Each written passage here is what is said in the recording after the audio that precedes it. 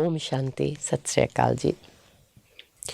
मैं अमरजीत कौर दुआ Bangkok Thailand तो फिर आप जी दे नाल एक इस कड़ी विच एक ओंकार एक परमात्मा दी इस प्रोग्राम विच जपजी साहिब दे उत्ते गौर कर रहे सी, विचार कर रहे हैं, सिमरन कर रहे हैं, उसकी गहराई नूं समझ रहे, अपने एक्सपीरियंसिस शेयर कर रहे हैं ताकि असी उसनूं जी पाइए। गुरबाणी बणीए दी गल होईए, असी गुरबाणी नूं नीरा पढ़ना नहीं बल्कि उसकी गहराई नूं समझना ते जो गुरु कह रहे हैं उसनूं मनना है ते उसनूं अमल करना है ते उस दे उत्ते अपनी जिंदगी दा बुनियाद बनाना है ताकि जो अकाल पुरख चाहुंदे असी करिए असी उस तरह करा। क्यों? क्योंकि असी सारे आत्मा उस अकाल पुरख दे बच्चे हैं। ये शरीर टैंपरेरी है। असी ਇਹੋ ਜਿਹੀ ਗੱਲਾਂ ਅਸੀਂ ਸੁਣ ਚੁੱਕੇ ਪਿਛਲੇ 1-2 ਐਪੀਸੋਡਸ ਵਿੱਚ ਕਿ ਆਪਾਂ ਇਸ ਸਰੀਰ ਵਿੱਚ ਆਏ ਹਾਂ ਅਤੇ ਇਸ ਸਰੀਰ ਨੂੰ ਛੱਡ ਕੇ ਜਾਣਾ ਹੈ ਅਤੇ ਜਦੋਂ ਅਸੀਂ ਜਾਵਾਂਗੇ ਤਾਂ ਸਾਡੇ ਸਾਰੇ ਰਿਲੇਸ਼ਨਸ਼ਿਪਸ ਨਵੇਂ ਹੋਣਗੇ ਨਵੇਂ ਅਤੇ ਇਸ ਵਾਸਤੇ ਇਹਨਾਂ ਰਿਲੇਸ਼ਨਸ਼ਿਪਸ ਦੇ ਵਿੱਚ ਮੋਹ ਨਹੀਂ ਰੱਖਣੀ। ਉਸ ਅਕਾਲ ਪੁਰਖ ਨੂੰ ਜੋੜ ਕੇ ਸਾਰਿਆਂ ਨੂੰ ਪਿਆਰ ਕਰਨਾ, ਕਿਸੇ ਨੂੰ ਦੋਸ਼ੀ ਨਹੀਂ ਠਹਿਰਾਣਾ। ਤੁਮ ਸਿਓ ਜੋਰ ਅਵਰ ਸੰਗ ਤੋੜ, ਤੁਮ तेरे नाल जोड़ने अवर तोड़। अवर संग तोड़ मतलब मन दे विच आत्मा दे विच सारे कोलों सारे नूं याद नहीं करने क्योंकि जो असी किसी नूं याद करने उस दे नाल उसकी पूरी हिस्टरी उसकी पूरी कैरेक्टर भी याद आ जाती है। तो नॉर्मली मन इन्ना नैगेटिव है कि ज़्यादा किसी नूं याद करांगे तो उसकी नैगेटिव ही पहली आउंदी है। बहुत घट है जरा कि असी किसी नूं याद करिए तो उसकी पॉजिटिव एनर्जी पहला आ जाती है। बहुत घट है क्योंकि मन है ही है इस तरह नीवा। मन नीवा मत उच्ची हैगा तो असी अपने मत नूं फड़ के गुरमत नूं सुन के श्रीमत नूं सुन के अपने मत नूं आपां चुक सकने हाँ। ते इस वास्ते असी अपने मन दे विच दूजियां दे बारे नहीं सोचांगे। मन दे इस स्क्रीन दे उत्ते दूजे दे नाल असी इस शरीर दे विच जीउने बाहरली तौर ते उस दे नाल सेवा करने काम करने वो है मेरा बच्चा है पालना है खाना बनाना है खुआना है पीना है। पर उस अकाल पुरख दे नाल जुड़ के साथ साथ सिमरो गोबिंद उस अकाल पुरख दे नाल जुड़ के समझ दिया कि ये खेड है ये मैं खेड रही हाँ कि असी सारे दे नाल जो असी कर रहे हैं मतलब जी रहे हैं ये खेड है। जो भी असी कर रहे हैं काम कर रहे हैं पाल रहे हैं बिजनेस कर रहे हैं पढ़ाई कर रहे हैं सेवा कर रहे हैं गुरुद्वारा जा रहे हैं जो भी असी कर रहे हैं जिंदगी विच एक खेड है। तो अंदर की होना है अंदर मन दे स्लेट दे विच मन दे स्क्रीन दे विच सिर्फ तू ही होर कोई नहीं। ਆਪਾਂ ਕਰਮ ਨੂੰ ਸਮਝ ਰਹੇ ਸਾਂ ਜਿਹੜਾ ਮੈਂ ਸਿੱਖਿਆ ਕਰਮ ਦਾ ਮੈਂ ਆਪ ਜੀ ਦੇ ਨਾਲ ਸ਼ੇਅਰ ਕਰਨਾ ਚਾਹੁੰਦੀ ਹਾਂ। ਕਰਮ 3 ਕਿਸਮ ਦੇ ਹੁੰਦੇ ਨੇ ਅਕਰਮ ਸੁਕਰਮ ਵਿਕਰਮ। ਇਸ ਵੇਲੇ ਦੁਨੀਆ ਦੇ ਕਲਯੁਗ ਦੇ ਅੰਤ ਵਿੱਚ ਅਕਰਮ ਹੋ ਹੀ ਨਹੀਂ ਸਕਦਾ। ਅਕਰਮ ਦਾ ਮਤਲਬ ਅਸੀਂ ਨਾ ਬੁਰਾ ਸੋਚ ਰਹੇ ਹਾਂ ਨਾ ਰੱਬ ਦੇ ਯਾਦ ਵਿੱਚ ਕਰ ਰਹੇ ਹਾਂ ਮਤਲਬ ਨਿਊਟਰਲ। ਇਹ ਅਕਰਮ ਅਸੀਂ ਉਦੋਂ ਕਰਨੇ ਆ ਜਦੋਂ ਅਸੀਂ ਆਪਣੇ ਪਰਮਧਾਮ ਦੇ ਨਿਵਾਸੀ ਅਸੀਂ ਸਾਰੇ ਚਮਕਤੀ ਸਿਤਾਰਾ ਇਹ ਨਜ਼ਾਰਾ ਪਰਮਧਾਮ ਦਾ ਵੀ ਤੁਸੀਂ ਦੇਖ ਲਿਓ। ਇਹ ਮੈਂ ਆਤਮਾ ਅਤੇ ਸਾਰੇ ਚਮਕਦੇ ਸਿਤਾਰੇ ਆਤਮਾएं ਇਕੱਠੇ ਲਾਲ ਸੁਨਹਿਰੀ ਦੇਸ਼ ਵਿੱਚ ਅਸੀਂ ਵਸਨੇ ਹਾਂ। ਇੱਥੇ ਅਸੀਂ ਸਾਰੇ ਅਕਰਮ ਉੱਥੇ ਤਾਂ ਕਰਮ ਹੈ ਹੀ ਨਹੀਂ ਉੱਥੇ ਤਾਂ ਸਰੀਰ ਹੈ ਹੀ ਨਹੀਂ।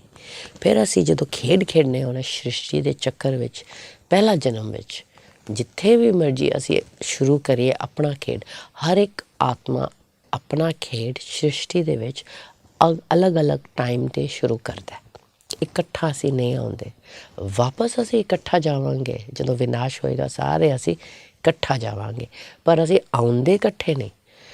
ਜਿਸ ਦੀ ਕਰਮ ਅੱਛੇ ਉਹ ਸਤਯੁਗ ਵਿੱਚ ਆਏਗਾ। ਸਤਯੁਗ ਅਤੇ ਤ੍ਰੇਤਾ ਯੁੱਗ ਸੁਨਹਿਰੀ ਯੁੱਗ ਹੈ ਉਹ ਰਿਜ਼ਲਟ ਹੈ ਇਸ ਲਾਸਟ ਕਲਯੁੱਗ ਦੇ ਅੰਤ ਦਾ। ਜਿੰਨਾ ਅਸੀਂ ਪਰਮਾਤਮਾ ਨੂੰ ਮਿਲਾਂਗੇ ਇਸ ਜ਼ਿੰਦਗੀ ਵਿੱਚ ਅਸੀਂ ਖੁਸ਼ੀ ਪਾਵਾਂਗੇ ਸੰਤੁਸ਼ਟਤਾ ਪਾਵਾਂਗੇ ਸ਼ਕਤੀ ਪਾਵਾਂਗੇ ਖੁਸ਼ ਰਵਾਂਗੇ।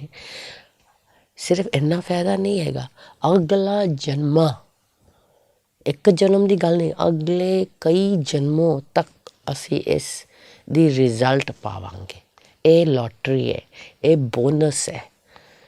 ਅਤੇ ਇਹ ਬੋਨਸ ਐਕਚੁਅਲੀ ਇਸ ਯੁੱਗ ਵਿੱਚ ਖੁਸ਼ੀ ਦੀ ਕਮਾਈ ਨਾਲੋਂ ਕਰੋੜ ਗੁਣਾ ਵੱਧ ਕੇ, ਪਰ ਚਲੋ ਅਸੀਂ ਇਸ ਜ਼ਿੰਦਗੀ ਦੇ ਨਾਲ ਜ਼ਿਆਦਾ ਫਸੇ ਹੋਏ ਹਾਂ ਅਤੇ ਚਲੋ ਇਹ ਜ਼ਿੰਦਗੀ ਦੇ ਸਫਲ 100% ਪਾਵਾਂਗੇ। ਪਰ ਬੋਨਸ ਹੈ ਕਿ ਅਗਲਾ ਜ਼ਿੰਦਗੀਆਂ ਵਿੱਚ ਵੀ ਅਸੀਂ ਬਹੁਤ ਖੁਸ਼ੀ ਪਾਵਾਂਗੇ, ਬਹੁਤ ਸੰਤੁਸ਼ਟਤਾ ਪਾਵਾਂਗੇ। ਅਸੀਂ ਪਰਮ ਧਾਮ ਜਾ ਕੇ, ਘਰ ਜਾ ਕੇ, ਮੁਕਤੀ ਧਾਮ, ਨਿਰਵਾਣਾ ਜਾ ਕੇ, ਮੁੱਖ ਦੁਆਰ ਜਾ ਕੇ, ਫਿਰ ਆਪਾਂ ਜਦੋਂ ਖੇਡਣ ਆਵਾਂਗੇ, ਸੰਪੂਰਨ ਪਵਿੱਤਰ ਆਤਮਾ, ਅਕਾਲ ਪੁਰਖ, ਰੱਬੀ ਰੂਪ ਅਸੀਂ ਖੇਡਾਂਗੇ। ਇਹੋ ਤੇ ਦੇਵੀ ਦੇਵਤਿਆਂ ਨੂੰ ਅਸੀਂ ਕਹਿੰਦੇ ਹਾਂ ਜਨਮ। ਦੇਵੀ ਦੇਵਤਿਆਂ ਜਨਮ ਮਤਲਬ ਨਇਆ ਆਤਮਾ ਜਦ ਸਰੀਰ ਧਾਰਨ ਕਰਕੇ ਆਉਂਦੇ ਨੇ, ਉਸ ਨੂੰ ਅਸੀਂ ਇਨਸਾਨ ਨਹੀਂ ਕਹਿੰਦੇ ਹਾਂ, ਕਿਉਂਕਿ ਇੰਨੀ ਖੂਬਸੂਰਤ ਇਨਸਾਨ ਹੈ, ਉਸ ਨੂੰ ਅਸੀਂ ਦੇਵੀ ਦੇਵਤਾ ਕਹਿੰਦੇ।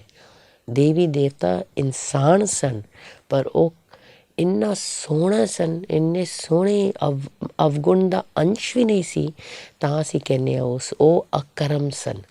ਉਸ ਨੂੰ ਉਸ ਵੇਲੇ ਅਕਾਲ ਪੁਰਖ ਨੂੰ ਯਾਦ ਕਰਨ ਦੀ ਲੋੜ ਨਹੀਂ ਹੈਗਾ।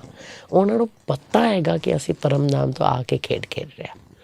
ਜਦ ਇਹ ਪਤਾ ਹੁੰਦਾ, ਫਿਰ ਕੋਸ਼ਿਸ਼ ਥੋੜ੍ਹੀ ਕਰਨੀ ਪੈਂਦੀ ਕਿ ਮੈਂ ਅੰਮ੍ਰਿਤ ਵੇਲਾ ਉੱਠ ਕੇ ਯਾਦ ਕਰਾਂ, ਮੈਂ ਉਹ ਬਾਣੀ ਭਰ ਕੇ ਯਾਦ ਕਰਾਂ। ਉਹ ਉਸ ਨੂੰ ਪਤਾ ਹੈ, ਜਿਸ ਨੂੰ ਜੋ ਪਤਾ ਹੈ ਉਸ ਨੂੰ ਥੋੜ੍ਹਾ ਫਿਰ ਯਾਦ ਕਰਨ ਦੀ ਲੋੜ ਹੈ, ਉਹ ਭੁੱਲਿਆ ਹੀ ਨਹੀਂ। ਅਤੇ ਉਸ ਦੇਵੀ ਦੇਵਤਾ ਦੇ ਨਾਲ ਆਪਾਂ ਵੀ ਜੇ ਸਮਝਦੇ ਹਾਂ ਕਿ ਅਸੀਂ ਰੱਬ ਨੂੰ ਯਾਦ ਕਰ ਰਹੇ ਹਾਂ, ਸਿਮਰਨ ਕਰ ਰਹੇ ਹਾਂ, ਪਰਮਾਨੰਦ ਰਾਹ 'ਤੇ ਚੱਲ ਰਹੇ ਹਾਂ, ਅਤੇ ਹਰ ਰੋਜ਼ ਆਪਣੇ ਆਪ ਦੀ ਸਫਾਈ ਕਰ ਰਹੇ ਹਾਂ ਪਰਮਾਤਮਾ ਹੁਕਮ ਅਨੁਸਾਰ, ਅਤੇ ਫਿਰ ਯਕੀਨਨ ਆਪਾਂ ਵੀ ਸਤਯੁਗ ਵਿੱਚ ਆਵਾਂਗੇ। ਸਤਯੁਗ ਹੈ ਪੈਰਾਡਾਈਜ਼, ਹੈ ਖੂਬਸੂਰਤ ਦੁਨੀਆ ਜੋ ਕਿ ਇਸ ਧਰਤੀ ਦੇ ਉੱਤੇ, ਕਿਸੇ ਹੋਰ ਧਰਤੀ ਨਹੀਂ ਹੈਗਾ, ਇਹੋ ਧਰਤੀ ਹੈ। ਜੈਸਾ ਆਪੇ ਬੀਜ ਆਪੇ ਖਾਓ, ਜੈਸਾ ਤੂੰ ਬੀਜਿਆ ਉਸਾ ਤੂੰ ਪਾਏਗਾ। ਅਤੇ ਜੇ ਇਸ ਜਨਮ ਵਿੱਚ ਅਸੀਂ ਸਾਰੇ ਦੀ ਗੱਲਾਂ ਨੂੰ ਸਹਿਣ ਕਰ ਲਿਆ, ਮਤਲਬ ਸਹਿਣ ਸ਼ਕਤੀ ਰੱਬ ਨੂੰ ਮਿਲ ਕੇ ਵਧਾ ਲਿਆ, ਅਤੇ ਆਪਣੇ ਆਪ ਨੂੰ ਰੱਬੀ ਗੁਣ ਦੇ ਨਾਲ ਭਰਪੂਰ ਕਰ ਰਿਹਾ, ਅਤੇ ਫਿਰ ਜ਼ਰੂਰ ਉਸ ਸਹਿਣ ਸ਼ਕਤੀ ਦੇ ਨਾਲ, ਅਤੇ ਉਹ ਸਮੇਟਣੇ ਦੀ ਸ਼ਕਤੀ, ਸਾਰੇ ਰੱਬੀ ਸ਼ਕਤੀ, ਰੱਬੀ ਗੁਣ ਅਸੀਂ ਆਪਣੀ ਜ਼ਿੰਦਗੀ ਵਿੱਚ ਇਸ ਜਨਮ ਵਿੱਚ ਲਿਆਂਦਾ, ਜ਼ਰੂਰ ਫਿਰ ਅਸੀਂ ਫਲ ਪਾਵਾਂਗੇ ਨਾ ਅਗਲੇ ਜਨਮ ਵਿੱਚ। ਅਤੇ ਜੇ ਅਸੀਂ ਰੱਬੀ ਰੂਪ ਬਣ ਗਏ ਇਸੀ ਜਨਮ ਵਿੱਚ, ਅਤੇ ਰੱਬੀ ਰੂਪ ਵਰਗਾ ਜੇ ਸਾਡਾ ਜਨਮ ਨਹੀਂ ਹੋਏਗਾ। ਪਰ ਇਸ ਕਲਯੁਗੀ ਦੁਨੀਆ ਵਿੱਚ ਕਿੱਥੇ ਰੱਬੀ ਰੂਪੀ ਵਰਗਾ ਕੋਈ ਹੈਗਾ, ਨਹੀਂ ਹੈਗਾ। ਇਸ ਵਾਸਤੇ ਇਹ ਲਾਸਟ ਜਨਮ ਹੈ ਇਸ cycle of time. Cycle of time ਨੂੰ ਆਪਾਂ ਦੇਖੀਏ। ਮੈਂ ਜੋਤੀ ਬਿੰਦੂ ਆਤਮਾ ਪਰਮਧਾਮ ਵਿੱਚ ਰਹਿ ਰਿਹਾ, ਅਤੇ ਫਿਰ ਸਤਯੁਗ ਵਿੱਚ ਖੇਡਣ ਆਉਂਦੇ ਹਾਂ। ਸਤਯੁਗ, ਫਿਰ ਦੁਆਪਰ ਵਿੱਚ ਸਤਯੁਗ ਅਤੇ ਤ੍ਰੇਤਾ ਵਿੱਚ ਖੁਸ਼ੀ ਇਹ ਦਿਨ ਦਾ, ਅਤੇ ਫਿਰ ਰਾਤ ਵਿੱਚ ਚਲੇ ਜਾਂਦੇ ਹਾਂ, ਮਤਲਬ ਕਿ ਰਾਤ ਵਿੱਚ ਚਲੇ ਜਾਂਦੇ, ਮਤਲਬ ਕਿ ਦੁਆਪਰ ਅਤੇ ਕਲਯੁਗ, ਉਹਨੂੰ ਰਾਤ ਕਹਿੰਦੇ। ਸਾਈਕਲ ਆਫ ਟਾਈਮ ਜਿਹੜਾ ਹੈ, ਇਹ ਟਾਈਮ ਤਦ ਅਸੀਂ ਪਹਿਲਾਂ ਕੋਈ ਐਪੀਸੋਡਸ ਵਿੱਚ ਸਾਈਕਲ ਆਫ ਟਾਈਮ ਨੂੰ ਵੀ ਟੱਚ ਕੀਤਾ, ਅਤੇ ਅੱਜ ਫਿਰ ਅਸੀਂ ਗੌਰ ਕਰ ਰਹੇ ਹਾਂ ਕਿ ਸਾਈਕਲ ਆਫ ਟਾਈਮ ਨੂੰ ਸਮਝਣਾ ਬਹੁਤ ਜ਼ਰੂਰੀ ਹੈ। ਵਕਤ ਵਿੱਚ ਅਸੀਂ ਤਾਂ ਆਉਣੇ ਜੇ ਸਾਡਾ ਸਰੀਰ ਹੋਏ, ਸਰੀਰ ਨਾ ਹੋਏ ਫਿਰ ਵਕਤ ਵਿੱਚ ਅਸੀਂ ਨਹੀਂ। ਪਰਮਧਾਮ ਵਿੱਚ ਕੋਈ ਵਕਤ ਦੀ ਲੋੜ ਹੀ ਨਹੀਂ, ਕਿਉਂਕਿ ਅਸੀਂ ਆਤਮਾ ਪਰਮਾਤਮਾ ਨਾਲ ਟਿਕੇ ਹਾਂ।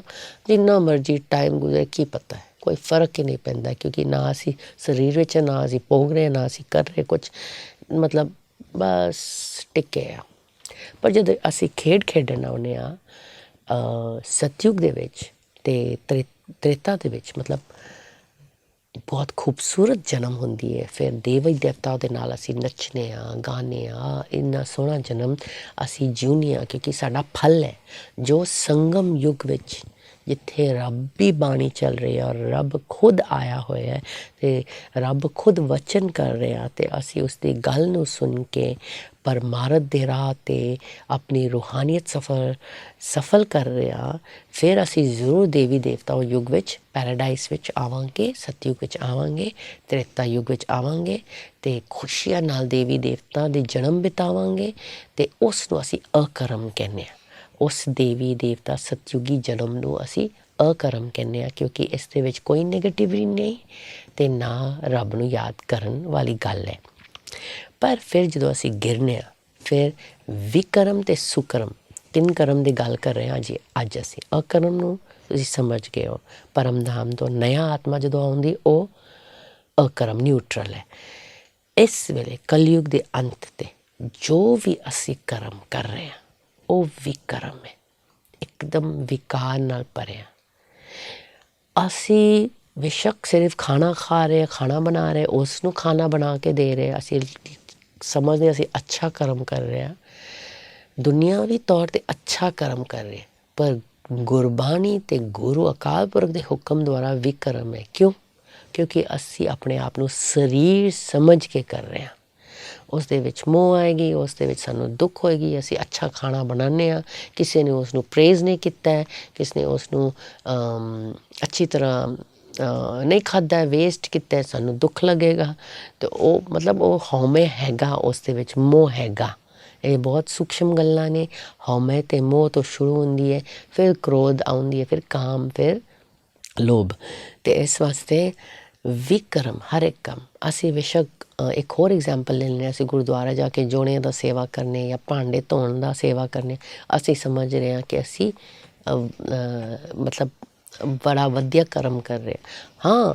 ਅੱਛੇ ਕਰਮ ਕਰ ਰਹੇ ਹਾਂ, ਪਰ ਫਿਰ ਵੀ ਵਿਕਰਮ ਹੈ, ਕਿਉਂਕਿ ਸਾਡੀ ਹਉਮੈ ਵੱਧ ਰਹੀ ਹੈ। ਜੇ ਅਸੀਂ ਉਹੀਓ ਕਰਮ ਕਰੀਏ, ਮਤਲਬ ਐਕਸ਼ਨਸ ਜਿਹੜੇ ਆ ਉਹ ਜੋ ਮਰਜ਼ੀ ਹੋਏ, ਭਾਂਡੇ ਧੋਣ ਦੀ ਹੋਏ ਜਾਂ ਆਪਣੇ ਘਰ ਵਿੱਚ ਆਪਣੇ ਬੱਚਿਆਂ ਨੂੰ ਪਾਲਣ ਦੀ, ਜਾਂ ਆਪਣੇ ਘਰ ਵਿੱਚ ਜੋੜਿਆਂ ਸਾਂਭਣ ਦੀ, ਆਪਣੇ ਘਰ ਦੇ ਭਾਂਡੇ ਮਾਂਜਣ ਜਾਂ ਗੁਰਦੁਆਰੇ ਦੇ ਭਾਂਡੇ ਮਾਂਜਣ, ਇਹ ਗੱਲ ਐਕਸ਼ਨ ਦੀ ਨਹੀਂ ਹੈ, ਗੱਲ ਅੰਦਰ ਦੀ ਹੈ ਕਿ ਮੇਰੇ ਮਨ ਵਿੱਚ ਮੈਂ ਅਕਾਲ ਪੁਰਖ ਨੂੰ ਰੱਖਿਆ ਕਿ ਨਹੀਂ। ਸਾਹ ਸਿਮਰੋ ਗੋਬਿੰਦ ਦੀ ਗੱਲ ਹੈ। ਜੇ ਮੈਂ ਅਕਾਲ ਪੁਰਖ ਨੂੰ ਮਨ ਵਿੱਚ ਰੱਖ ਕੇ ਕਰ ਰਹੀ, ਫਿਰ ਜੋ ਵੀ ਮੈਂ ਕਰ ਰਹੀ ਘਰ ਵਿੱਚ ਵੀ ਜਾਂ ਬਾਹਰ ਵੀ ਸੇਵਾ, ਉਹ ਸੁਕਰਮ ਹੈ। ਜੇ ਮੈਂ ਅਕਾਲ ਪੁਰਖ ਨੂੰ ਨਹੀਂ ਰੱਖਿਆ, ਫਿਰ ਉਹ ਵਿਕਰਮ ਹੈ। ਸੁਕਰਮ ਅਤੇ ਵਿਕਰਮ ਵਿਚਕਾਰ ਕੁਛ ਨਹੀਂ। ਆਈਦਰ ਵਿਦ ਗੋਡ ਔਰ ਜ਼ੀਰੋ, ਨੈਗੇਟਿਵ 5 ਵਿਕਾਰ। ਇਹ ਪੁਆਇੰਟ ਬਹੁਤ ਗਹਿਰਾ ਹੈ ਅਤੇ ਬਹੁਤ ਮੁਸ਼ਕਿਲ ਨਾਲ ਅਸੀਂ ਸਮਝਦੇ ਹਾਂ, ਪਰ ਜੇ ਅਸੀਂ ਸਮਝਦੇ ਹਾਂ, ਇਸ ਵਾਸਤੇ ਅਕਾਲ ਪੁਰਖ ਕਹਿੰਦੇ ਨੇ ਮੈਨੂੰ ਯਾਦ ਕਰ, ਘੜੀ ਘੜੀ ਮੈਨੂੰ ਯਾਦ ਕਰ, ਹਰ ਵਕਤ ਮੈਨੂੰ ਯਾਦ ਕਰ, ਸਾਹ ਹਰ ਸਵਾਸ ਦੇ ਨਾਲ ਮੈਨੂੰ ਯਾਦ ਕਰ। ਉਸ ਤਰ੍ਹਾਂ ਨਹੀਂ ਕਿ ਸਾਰਾ ਕੰਮ ਛੱਡ ਕੇ ਯਾਦ ਕਰਨਾ, ਮਨ ਦੇ ਤਸਵੀਰ ਦੇ ਵਿੱਚ ਅਸੀਂ ਉਸ ਨੂੰ ਯਾਦ ਕਰ ਸਕਦੇ ਹਾਂ। ਭਲਾ ਸਾਡਾ ਅੱਖਾਂ, ਸਾਡਾ ਮੂੰਹ, ਮੇਰਾ ਮੂੰਹ ਬੋਲ ਰਿਹਾ ਤੁਹਾਡੇ ਨਾਲ ਇਸ ਵੇਲੇ, ਰੱਬੀ ਗਿਆਨ ਗੱਲ ਕਰ ਰਹੇ ਹਾਂ ਜਾਂ ਕੋਈ ਵੀ ਗੱਲ ਕਰ ਰਹੇ ਹਾਂ, ਪਰ ਮਨ ਦੀ ਸਕਰੀਨ ਉੱਤੇ ਮੈਂ ਵੀ ਇਹੀਓ ਕੋਸ਼ਿਸ਼ ਕਰ ਰਹੀ ਹਾਂ ਅਤੇ ਇਹੀਓ ਕਰ ਰਹੀ ਹਾਂ ਕਿ ਮੇਰੇ ਮਨ ਦੀ ਸਕਰੀਨ ਦੇ ਉੱਤੇ ਮੈਂ ਅਤੇ ਅਕਾਲ ਪੁਰਖ ਦੀ ਮਿਲਨ ਹੋ ਰਹੀ ਹੈ। ਇਸ ਸਕਰੀਨ ਨੂੰ ਮੈਂ ਇੱਥੇ ਹੀ ਟਿਕਾ ਕੇ ਰੱਖਣੀ ਆ, ਫੋਕਸ, ਫੁੱਲ ਕੌਨਸਨਟ੍ਰੇਸ਼ਨ। ਮੈਂ ਬਾਬਾ ਦੇ ਨਾਲ ਮੂੰਹ ਤੋਂ ਜੋ ਬੋਲ ਰਿਹਾ, ਹੱਥ ਨਾਲ ਜੋ ਕੰਮ ਕਰ ਰਹੇ ਹਾਂ, ਅਤੇ ਇਸੇ ਤਰ੍ਹਾਂ ਇਹਨੂੰ ਅਸੀਂ ਕरें ਕਰਮ ਯੋਗ। ਕਰਮ ਯੋਗ ਮਤਲਬ ਸੁਕਰਮ, ਰੱਬ ਨੂੰ ਯਾਦ ਕਰਦਿਆਂ ਕਿ ਮੈਂ ਆਤਮ ਕੌਨਸ਼ੀਅਸ, ਸੋਲ ਕੌਨਸ਼ੀਅਸ ਦੇ ਵਿੱਚ ਕੰਮ ਕਰਨਾ, ਨਾ ਕਿ ਸਰੀਰ ਬੋਡੀ ਕੌਨਸ਼ੀਅਸ ਦੇ ਵਿੱਚ। ਸੋਲ ਕੌਨਸ਼ੀਅਸ ਵਿੱਚ ਜਦੋਂ ਅਸੀਂ ਕਰਮ ਕਰਨੇ ਹਾਂ, ਫਿਰ ਉਸ ਕਰਮ ਨੂੰ ਅਸੀਂ ਕਹਿੰਦੇ ਹਾਂ ਸੁਕਰਮ। ਸੋਲ ਕੌਨਸ਼ੀਅਸ ਹੁੰਦੇ ਸਾਰ ਰੱਬੀ ਕੌਨਸ਼ੀਅਸ ਹੋ ਜਾਂਦਾ, ਕਿਉਂਕਿ ਜੇ ਮੈਂ ਆਤਮਾ ਅਤੇ ਉਸੇ ਵਕਤ ਆਪਣੇ ਆਤਮਾ ਦਾ ਜਿਹੜਾ ਆਤਮਾ ਕਿਸ ਦੇ ਨਾਲ ਜੁੜੀ ਹੈ, ਪਰਮਾਤਮਾ ਦੇ ਨਾਲ, ਪਰਮ ਦੇ ਨਾਲ, ਉਹ ਗਿਆਨ ਉਸੇ ਵੇਲੇ ਆ ਜਾਂਦੀ ਅਤੇ ਉਸੇ ਵੇਲੇ ਸੁਕਰਮ ਬਣ ਜਾਂਦਾ। ਪਰ ਜੇ ਮੈਂ ਉਂਝ ਕੰਮ ਕੀਤਾ ਅਤੇ ਮਨ ਵਿੱਚ ਉਵੇਂ ਚੱਲ ਰਿਹਾ ਕਿ ਅੱਗੋਂ ਮੇਰਾ ਸਕੈਡਿਊਲ ਕੀ ਹੈ, ਮੈਂ ਕੱਲ੍ਹ ਅੱਜ ਕੀ ਕਰਨਾ ਅਤੇ ਹੁਣ ਕਿੱਥੇ ਜਾਣਾ ਹੈ, ਉਹ ਕੀ ਕਰਨਾ ਹੈ, ਅੱਛਾ ਉੱਥੇ ਸ਼ਹਿਰ ਜਾਣੇ ਜਾਂ ਕਿਸੇ ਨੂੰ ਫੋਨ ਕਰਨੇ, ਮੇਰੇ ਮਨ ਦੇ ਸਕਰੀਨ ਦੇ ਉੱਤੇ ਇਹ ਗੱਲਾਂ ਚੱਲ ਰਹੀਆਂ ਨੇ। ਇਹ ਗੱਲਾਂ ਅਸੀਂ ਕਰ ਸਕਦੇ ਹਾਂ, ਪਰ ਮਨ ਦੇ ਸਕਰੀਨ ਦੇ ਉੱਤੇ, ਮਨ ਦੇ ਵਿੱਚ ਅਕਾਲ ਪੁਰਖ ਨੂੰ ਟਿਕਾ ਕੇ ਜੋਤੀ ਬਿੰਦੂ, ਇਹ ਪ੍ਰੈਕਟਿਸ ਕਰਨੀ ਪਏਗੀ। ਅੰਮ੍ਰਿਤ ਵੇਲਾ ਉੱਠ ਕੇ ਇਹ ਪ੍ਰੈਕਟਿਸ ਕਰਨੀ ਪਏਗੀ, ਫਿਰ ਸਾਰਾ ਦਿਨ ਆਸਾਨ ਰਹੇਗਾ। ਅਤੇ ਹਰ ਘੰਟਾ ਵਿੱਚ ਅਲਾਰਮ ਲਗਾਉਣੀ ਪਏਗੀ ਕਿ ਮੈਂ ਰੱਬ ਨੂੰ ਯਾਦ ਕਰਨਾ। ਰੱਬ ਦੀ ਹੁਕਮ ਅਨੁਸਾਰ ਅਕਾਲ ਪੁਰਖ ਜਿਹੜੇ ਆਏ ਨੇ ਔਰ ਸਾਨੂੰ ਰੋਜ਼ ਸਮਝਾਉਂਦੇ ਨੇ, ਉਹ ਕਹਿ ਰਹੇ ਕਿ ਹਰ ਘੰਟੇ ਵਿੱਚ ਟ੍ਰੈਫਿਕ ਕੰਟਰੋਲ ਮਨ ਦੀ ਟ੍ਰੈਫਿਕ ਦੀ ਕੰਟਰੋਲ ਕਰਨੀ ਹੈ।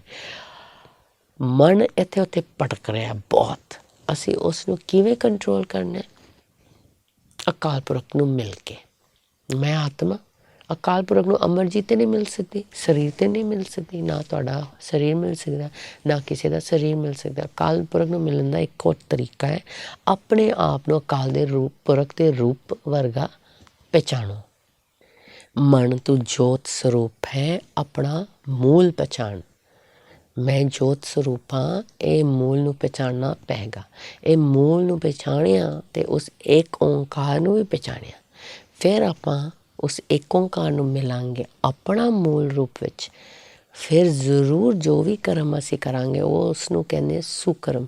ਸੁਕਰਮ ਇੰਨਾ ਵਧੀਆ ਹੈ ਕਿ ਆਪਣੇ ਪੁਰਾਣੇ ਕਰਮ ਵੀ ਡਿਲੀਟ ਕਰ ਰਹੇ ਹਾਂ ਅਤੇ ਨਏ ਖਾਤੇ ਵੀ, ਅਕਾਊਂਟ ਵੀ ਡਿਪੋਜ਼ਿਟ ਹੋ ਰਿਹਾ।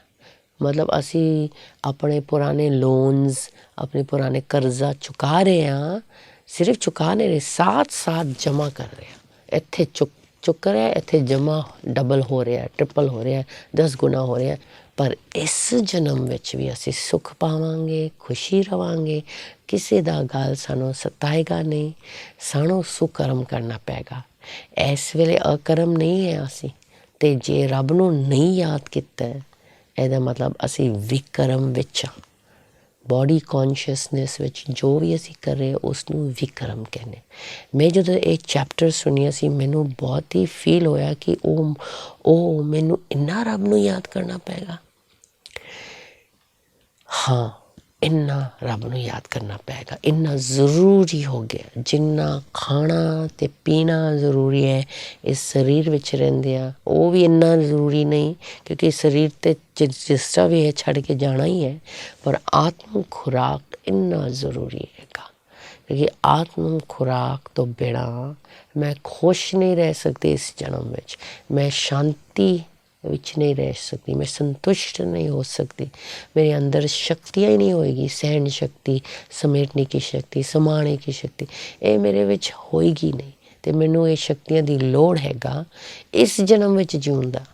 ਔਰ ਬਾਕੀ ਜਿਹੜੀ ਲੋਟਰੀ ਮਿਲਣੀ ਅਗਲੀ 21 ਜਨਮ ਦਾ, ਉਹ ਤਾਂ ਵਾਹ, ਕਿਉਂ ਨਹੀਂ। ਅਤੇ ਦੇਵੀ ਦੇਵਤਿਆਂ ਨਾਲ ਅਸੀਂ ਖੇਡਣ ਆਵਾਂਗੇ ਸਤਯੁਗ ਵਿੱਚ, ਤ੍ਰੇਤਾ ਵਿੱਚ, ਵਾਹ, ਇਹ ਤਾਂ ਬੜੀ ਅੱਛੀ ਗੱਲ ਹੈ। ਅਤੇ ਕਿਉਂ ਨਾ ਫਿਰ ਅਸੀਂ ਘੜੀ ਰੱਬ ਨੂੰ ਯਾਦ ਕਰੀਏ। ਹਰ ਘੰਟਾ ਦੇ ਵਿੱਚ ਇੱਕ ਅਲਾਰਮ ਲਗਾਓ, ਉਸ ਅਲਾਰਮ ਸਾਨੂੰ ਇੰਨਾ ਯਾਦ ਕਰੇ ਕਿ ਅਸੀਂ 1 ਸੈਕਿੰਡ ਵਾਸਤੇ, 2 ਸੈਕਿੰਡ ਵਾਸਤੇ ਰੱਬ ਨੂੰ ਯਾਦ ਕਰੀਏ। ਬਸ ਇਹ ਜ਼ਰੂਰ ਕਰਨਾ, ਹੋਮਵਰਕ ਹੈ। ਸਵੇਰੇ ਉੱਠ ਕੇ ਗੁੱਡ ਮੋਰਨਿੰਗ ਕਰਨਾ ਅਤੇ ਘੜੀ ਹਰ ਘੰਟਾ 1 ਸੈਕਿੰਡ ਵਾਸਤੇ ਰੱਬ ਨੂੰ ਯਾਦ ਕਰਨਾ। ਵਕਤ ਨੂੰ ਵਹਿੰਦੇ ਹੋਏ ਆਪ ਜੀ ਤੋਂ ਇਜਾਜ਼ਤ ਲੈਂਦੀ ਹਾਂ। ਥੈਂਕ ਯੂ ਜੀ। ਫਿਰ ਮਿਲਾਂਗੇ ਇੱਕ ਓਂਕਾਰ, ਇੱਕ ਪਰਮਾਤਮਾ ਦੇ ਅਗਲੇ ਐਪੀਸੋਡ ਵਿੱਚ। ਓਮ ਸ਼ਾਂਤੀ, ਨਮਸਤੇ।